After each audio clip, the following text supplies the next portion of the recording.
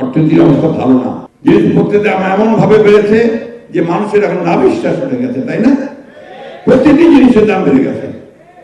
আমি অন্তর্বর্তীকালীন সরকারকে বলবো, অনুগ্রহ করে ওই দিকে নজর দিন, অনুগ্রহ করে সুশাসনের দিকে নজর দিন।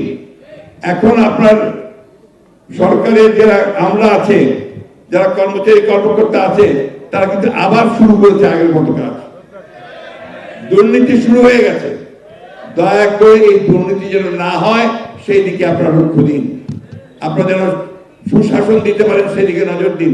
পুলিশ যেন ভালো কাজ করে, আমরাও যেন ভালো কাজ করে সেদিকে নজর দিন। বিশ্ববিদ্যালয়গুলোকে, শিক্ষা প্রতিষ্ঠানগুলোকে ঠিকমতো চালু করার চেষ্টা করুন। এই কাজগুলো করা দরকার এবং সঙ্গে সঙ্গে নির্বাচনের জন্য দ্রুত ব্যবস্থা গ্রহণ করুন। সংস্কার তো শুরু করেছি আমরা 2 বছর আগে। আমাদের নেতা চেয়ারম্যান মহোদয় 31 দফা দিয়েছেন, তাই না?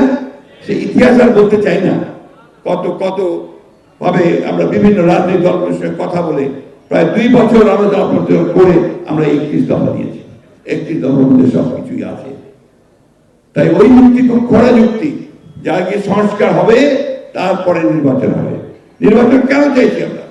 নির্বাচন চাইছি যে নির্বাচন ছাড়া, একটা নির্বাচিত সরকার ছাড়া কখনোই আপনার সেই শক্তি পাওয়া যায় না, সেই ম্যান্ডেট পাওয়া যায় না, সেই লেজিটিমেসি পাওয়া যায় না, বৈধতা পাওয়া যায় না, যারা বিশেষ বিশেষ বড় রকমের সিদ্ধান্ত নিতে পারে।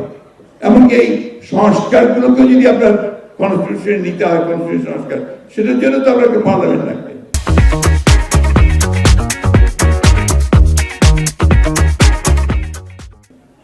সুতরাং নির্বাচন প্রয়োজন, সেই জন্যই এটা যত দ্রুত হয় ততই দেশের সংকট দ্রুত কাটবে, রাজনৈতিক সংকটগুলো মোকাবেলা করা সম্ভব হবে, অর্থনৈতিক সংকটগুলো মোকাবেলা করা সম্ভব।